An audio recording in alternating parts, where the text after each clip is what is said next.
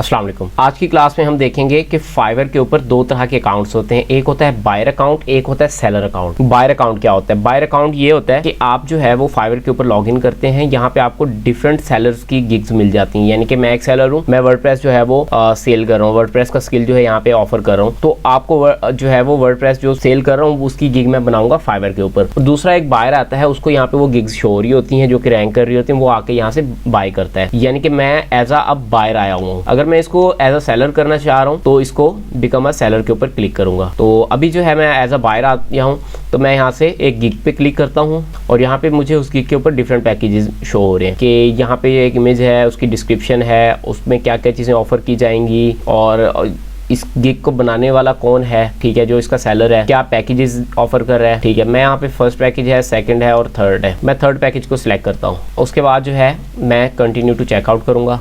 यहाँ से जो है अपना कार्ड वगैरह अटैच करने के बाद जो है मैं इसको पे कर दूंगा, तो मैं इस गिग को बाय कर सकता हूँ। तो बायर अकाउंट के अंदर जो है आप आके किसी की भी गिग को बाय कर सकते हैं।